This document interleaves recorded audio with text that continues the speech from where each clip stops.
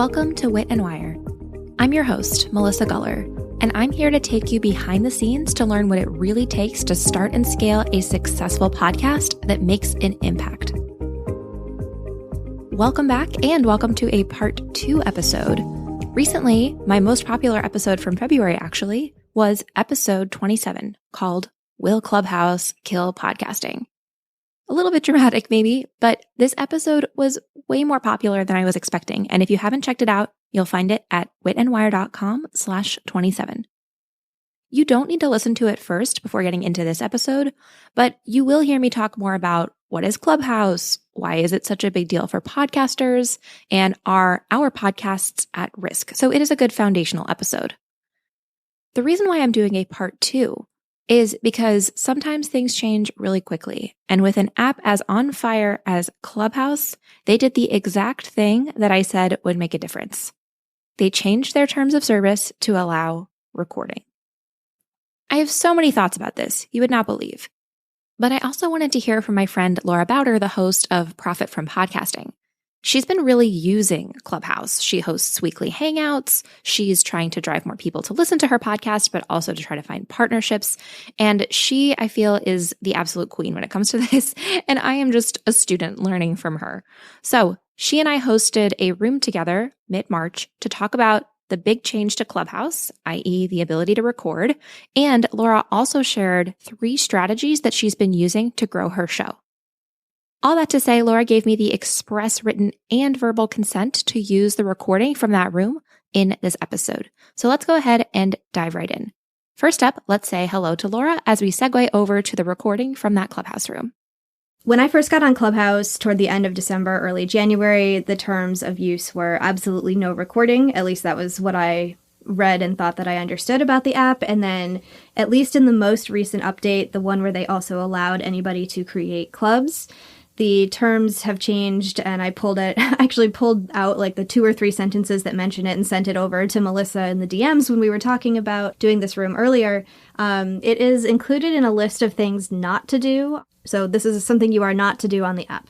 Record any portion of a conversation without the expressed consent of all of the speakers involved. So I just wonder how you first of all, should get consent. And maybe this is another Clubhouse thing that will be coming down the line where like they'll do some kind of pop-up and you have to hit okay and it will remember that you gave consent to be recorded, because it would obviously be a lot of work if you had to do like what you do with your podcast and get people to like sign a release or, fill out the form and make sure that you have at the end, like, is it okay if we disseminate your information? I've seen some people, I try to avoid the recorded rooms too, just for this purpose, because I don't really know what the rules are and I didn't want to get kicked off the app. So now that their terms do include you can record the room as long as everyone gives consent, I think it's going to be really interesting to see what podcasters do with that. And my hesitation with recording outside of something like what, Melissa and I are trying here, where it's like, okay, we'll record when we're talking, but we're not going to be recording anybody else on the app, so we're not asking for consent. But how do you prove that if somebody is recording in a Clubhouse room, puts something on their podcast that maybe the speaker later regrets, didn't really want on there, didn't fully understand what they were consenting to? I mean, I just see it could potentially get really messy if people come back and say, why did you use my voice on your podcast? Or I want you to take it down. Proving consent seems the most tricky to me. What do you think, Melissa? Could not agree more. And I love what you said about Clubhouse kind of taking the lead. I think if we're going to be able to record rooms, having consent within the app where people who enter the room acknowledge that if they get on stage, they will be recorded is really the only way to go. I think in the meantime, some of the things that I've seen people doing are putting just in the title of the event, they put recorded with the red circle emoji. They say out loud that they're recording. And I know you and I are kind of trying to repeat that we are recording the session, but only planning to use audio snippets from what you and I say. Maybe we might just not even use the whole thing. I'm just recording it to test things out, to stay curious. But I think beyond that, if I were recording with somebody who I really intended to release it as a podcast episode, I would still get it in writing outside of the app. I would send them a contract the same way that a lot of people use podcast guest release consent forms. And I would maybe look at that language to see if it needs to be updated at all. But I don't know. I think that it is so exciting to be able to record, because the thought of doing an interview live and having an audience and being able to share, like, that's really exciting. And then even though the downside of live is not everyone can attend, if you can record it and release it as a podcast episode, now it lives on, it's evergreen, you reach more people, you really get all the benefits that a podcast can give you. But the gray area and that legal stuff definitely makes me nervous right now.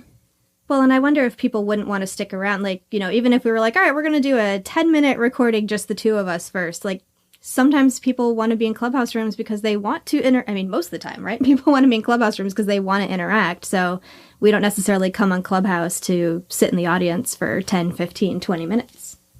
Jumping out of the room for a second, I thought Laura made a great point. People these days are tuning into Clubhouse because maybe they want to interact.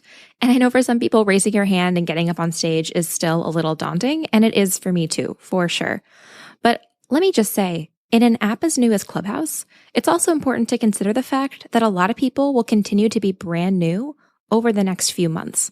And like my first experience, a lot of them might not be totally sure what's what the first time they join. Like, I know the first time I got into Clubhouse and I joined a room, it was kind of by accident. And then I heard voices coming out of my phone and I immediately panicked and exited the whole app because I thought people could hear me too, because I'm used to joining rooms in Zoom. And so unless it's somehow made clear from Clubhouse that it's only recording the people on the stage, or the consent is made clear with some kind of opt-in, and if you stay in the audience, you're not being recorded, you'd be totally fine. I think that will continue to impact the number of people who tune in. So I think that's a great point. What I picture is, if you're going to record a room, you have to have it would be clearly labeled somehow on what you see in the hallway. And then you'd have to opt in some way when you click in the room, like, yes, I agree. I see and understand that this room is being recorded and I agree. And then I would want it to also be a requirement that the moderators or hosts of the room would have to disclose what they plan to do with the recording. Like, are the hosts using it for a podcast? Are they using it to put on their YouTube channel? Is it going to be syndicated on the radio? Whatever it is, I want to know where my voice is going before I consent to being recorded. All of that to say, you technically can record in Clubhouse now, so I'm sure you're wondering, how do I do it? Because Clubhouse is an iOS-only app for now, the way to record is to use the screen recording app built into your iPhone. But I didn't really get a good recording from that strategy, so instead I went full-on nerdy podcaster, and I used what's called a double ender. Here I am back in the room explaining what that means, and then I'm actually going to play you the difference between the double ender method and the screen recorder method. So here's what I'm doing. I'm on Clubhouse on my phone, my headphones are plugged in, and all of you hear me through the headphones, right? They're just the white Apple headphones. You guys hear me over there. Separately, plugged into my computer, I have a microphone, and the microphone is recording onto the computer. But it is very counterintuitive because I got the whole phone set up. So the phone is basically Clubhouse only. Headphones in, I hear it, I'm speaking, you guys hear me. But then separately, my computer doesn't hear you guys at all. The only thing recording on my microphone into my computer is my voice. So Laura's going to send me her voice, and that's probably how I'm going to put my podcast episode together. And it is an interesting gray area, Laura, because if we weren't recording on this Clubhouse phone, but you were recording your microphone and I was recording my microphone, would we still need consent in Clubhouse? As you can see, the gray area is real. Laura and I are still pretty hesitant about recording, but before we wrapped, I wanted to share 3 strategies that Laura is using to build up both her Clubhouse following and her podcast audience. This is also where I'm going to demo the difference between the screen recorder and the double ender. So first, let's hear Laura tell us tip number 1. And this is using the double ender method. So Laura is recording into her USB microphone plugged into her computer. I drop new episodes of Profit from Podcasting every Thursday. And then every Monday, I do, I call it Profit from Podcasting Happy Hour, and try to get my guest from the show on with me as well if I had a guest this past week, and we just kind of chat about the episode, what we talked about during the episode, and I have people ask questions that can be related to the episode or can just be a question they have about podcasting or something for my guest as well, and just kind of keep it like a very conversational happy hour type feel and chat. And so like I said, I usually do those on Mondays, and I definitely see my download numbers increase again on Mondays. So I'll see like the initial spike from the people that just download automatically. They're subscribed to the show, or soon to be they follow the show. And then I also see another spike on Mondays. So that is my first strategy that has really been working. Now here's Laura with tip number 2, this time from the recording using just Apple's native screen recorder app. What I do right now is, I'll hop into a room that is about podcasting in some way, or sometimes I'm even just in rooms that are about social media marketing or something that I want to learn more about. And if I resonate with what somebody said or feel really strongly about something they said, like I've reached out to people, and it's usually on Instagram. So you can link your Twitter and your Instagram account in your Clubhouse bio, as I'm sure most of you know. And I reach out to people on Instagram. I usually send them a DM and say, hey, I'm in this Clubhouse with you and heard you say this. I'd really love to have you on to talk about that on my podcast. Or there are certain rooms that are for podcasters who are maybe looking for guests or looking to make connections. And so they might get up on the stage and talk about their show. It may be hard to hear the difference between the recordings, but trust me, if you listened to them for as long as I did to make this episode, you would hear that the microphone version, the double ender, is a little bit warmer. The quality is easier to work with in editing, while the screen recording is honestly a little bit better than I thought it would be, but the warmth of the tone is just not there. There was also something kind of funny that I realized in post-production editing this episode, and I'm going to play Laura as her third tip is coming up in a second, and notice near the end what'll happen if you record using Screen Recorder in Clubhouse. Well, Clubhouse is not overly searchable right now. That's another thing I hope they improve, but with one of the new features being that most people can create their own clubs now, clubs are searchable.